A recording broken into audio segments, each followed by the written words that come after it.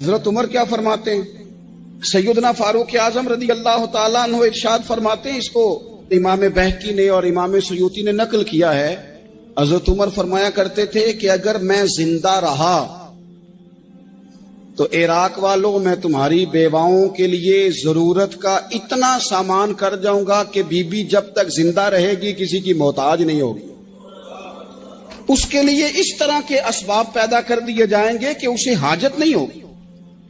اس کے لیے مستقل بنیادوں پر اس کے اخراجات دیکھ کر اس کے لیے اہتمام کر دیا جائے، اسے دوبارہ کشکول طلب دراز کرنے کی ضرورت نہیں پڑے گی۔ ایک صحابی تھے حضرت جناب سیدنا خفاف بن ایما غفاری رضی اللہ تعالی، انہوں نے بڑا کردار ادا کیا تھا میدان احد میں، انہوں نے اور ان کے صاحبزادے نے۔ تو ان کی بیٹی ایک دن حضرت عمر کے پاس آئی۔ اب وہ بیٹی بیاہ کے جا چکی تھی، اس کی شادی ہو گئی تھی۔ حضرت خفاف بن ایما رضی اللہ تعالیٰ عنہ کی صاحبزادی اپنے سسرال چلی گئی تھی، وہاں اس کا خامد انتقال کر گیا۔ وہ خاتون واپس آ گئی، وہ حضرت عمر سے ملی، بیوہ عورت۔ اس بیوہ خاتون نے آ کے، یہاں تو میرے بھائی وہ فوجی بیچارے جن کی بیویاں، جن کو ایک تقریب میں تو خوب ایوارڈ دینے کے لیے بلایا جاتا ہے، میں نے یتیمی کا وقت گزارا ہے، مجھے پتا ہے کہ 2-4 مہینے لوگ آ کے کہتے ہیں کوئی حکم ہوا تو 10 آ جائے، پھر جب 1 سال گزر جاتا ہے تو پھر لوگ کہتے ہیں 4 بھرا نے کام کیوں نہیں کر دے۔ تو ایسے تو نہیں نا کہ ابا ایسے ہی چلا گیا تھا، بڑا کچھ دے کے گیا ہے، ادھر ہے فلانی چیز۔ لوگوں کا نظریہ تھوڑے عرصے کے بعد اور ہو جاتا ہے۔ آپ نے بڑے بڑے شہداء کے گھروں میں ایوارڈ تو دیے، کیا کبھی آپ نے پلٹ کر دوبارہ غور کیا کہ ان کے بچے کہاں ہیں، ان کی بیوہ کس حال میں ہے؟ وہ زمانے کی تیز دھوپ اور تیز آندھی کا مقابلہ کیسے کر رہے ہیں؟ بغیر باپ کے جو انسان کو کھلے آسمان تلے وقت گزارنا پڑتا ہے وہ کتنا کو مشکل ہوتا ہے، وہ کس طرح ٹائم گزار رہے ہیں، یہ کبھی سوچا لوگوں نے؟ یہاں تو نرنگیے سیاست دوراں تو دیکھیے منزل انہیں ملی ہے جو شریک سفر نہ تھے، جو نکلے ہی نہیں تھے وہ منزل تک پہنچ گئے، اور جنہوں نے جوانیاں گزار دی وہ رستے میں رہ گئے۔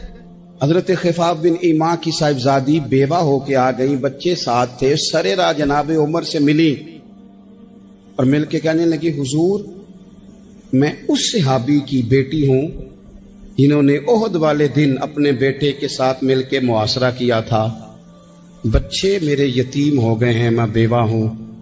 حضرت فاروق اعظم رضی اللہ تعالیٰ عنہ نے فہرست نہیں مانگی، خرچے کی ڈیٹیل نہیں مانگی، تم آنا فلانے سے ملنا، پرسوں 9 بجے آ جانا دفتر، یہ کوئی بات نہیں کی۔ حضرت عمر غور سے کھڑے، اس بیٹی کی بات سنی، چھم چھم سیدنا فاروق کی آنکھوں سے آنسو گرے، دوڑ کے گھر گئے، ایک اونٹ نکالا، وہاں سے مال غنیمت کا مال کے بھر کے 2 بوریاں، اور بوریوں میں کیا تھا؟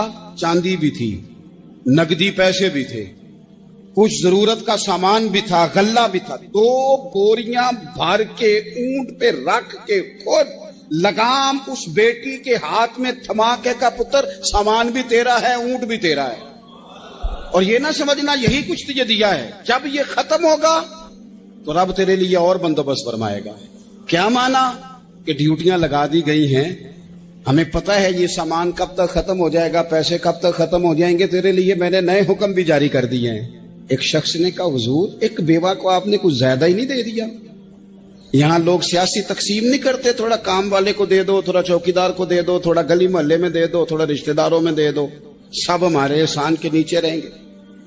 کہا ایک ہی خاتون کو آپ نے اتنا نہیں دے دیا؟ تو حضرت عمر ناراض ہو گئے، فرمانے لگے، تجھے تیری مار ہوئے، میری نظروں میں آج بھی وہ جلوہ موجود ہے جب اس کا باپ اور بھائی میدان احد میں کافروں کے خلاف لڑائی کر رہے تھے، آج تک میری نظر میں موجود ہے۔ تو کہتا ہے میں نے زیادہ دے دیا؟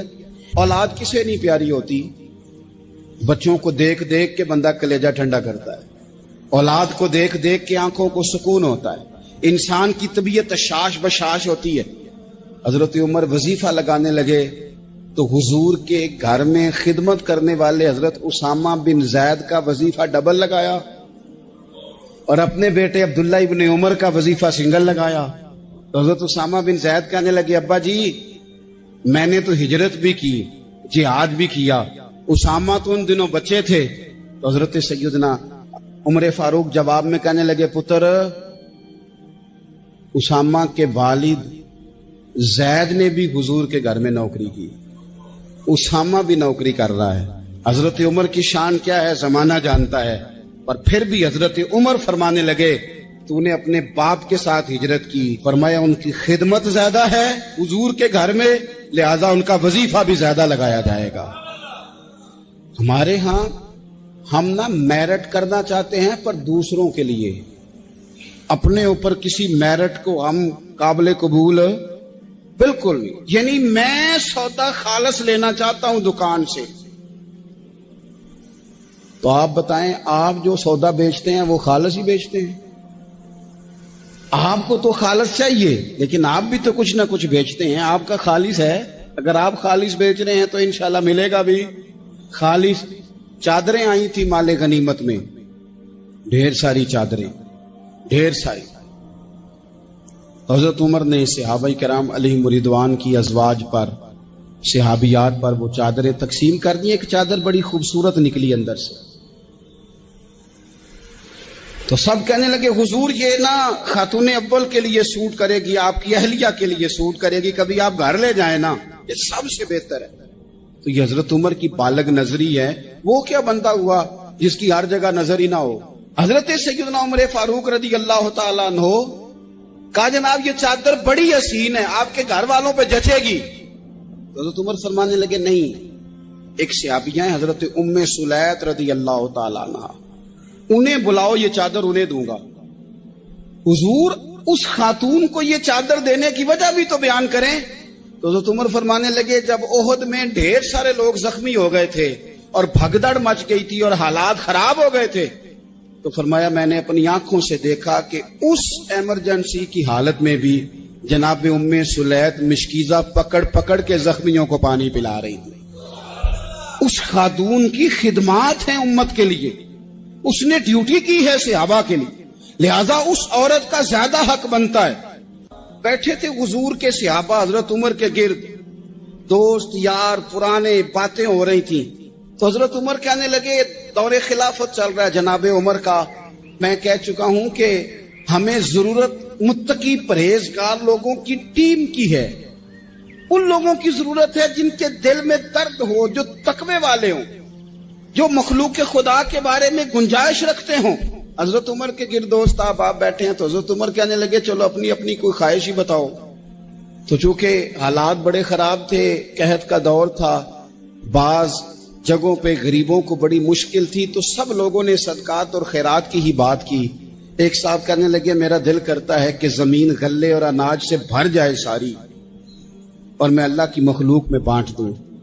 دوسرے نے کہا میرا دل کرتا ہے سونے چاندی سے زمین بھرے اور میں رب کی مخلوق پر تقسیم کر دوں۔ ایک تیسرے صحابی بھی فرمانے لگے میرا دل کرتا ہے سونے چاندی سے نہیں، ہیرے جواہرات سے یہ زمین بھرے اور میں اللہ کی مخلوق میں بانٹ دوں۔ سب اللہ کی مخلوق پر کرم کرنے کی، رحم کرنے کی، تقسیم کرنے کی بات کر رہے تھے۔ تو پھر بول کے کہنے لگے عمر آپ بھی تو بتائیں نا، آپ کی بھی تو کوئی خواہش ہوگی نا۔ حضرت عمر دیر تک خاموش رہے، پھر ٹھنڈی آہ بھری، فرمانے لگے میرا دل کرتا ہے یہ زمین حضرت معاذ بن جبل جیسے لوگوں سے بھر جائے، میرا دل کرتا ہے یہ زمین حضرت حذیفہ بن یمان جیسے لوگوں سے بھر جائے، میرا دل کرتا ہے یہ زمین حضرت ابو عبیدہ بن جراح جیسے لوگوں سے بھر جائے، یہ زمین ان لوگوں سے بھر جائے اور میں پھر ان سب لوگوں کو ساتھ ملا کے زمین پہ رب کی اطاعت کا چلن عام کر دوں، لوگوں کو رب رسول کا فرما بردار بنا دیا جائے، خیر والے لوگوں سے زمین بھرے۔ میری خواہش یہ ہے جب خیر والے لوگوں سے زمین بھر جاتی ہے پھر معیشت بھی ٹھیک ہو جاتی ہے، معاشرت بھی ٹھیک ہو جاتی ہے، دفاعی محاذ پر بھی لوگ کامیاب ہو جاتے ہیں، تعلیم اور صحت کے شعبوں میں بھی مضبوطی آتی ہے۔ شرط یہ ہے تم نے پوچھی ہے امامت کی حقیقت مجھ سے، خدا تجھے میری طرح صاحب اسرار کرے، ہے وہی تیرے زمانے کا امام برحق جو تجھے حاضر و موجود سے بیزار کرے۔ اور موت کی شکل میں دکھلا کے تجھے رخ یار زندگی تیرے لیے اور بھی دشوار کرے. وہ لوگ جو مضبوطی لائیں معاشرے میں، جن کا علم، بردباری، تقوی، یہ چیزیں مضبوطی. ہمارے ہاں کوئی منصوبہ بندی نہیں. جن بیچاروں کے کشکول کل پھیلے تھے ان کے آج بھی پھیلے ہیں. کسی بھی اشارے پر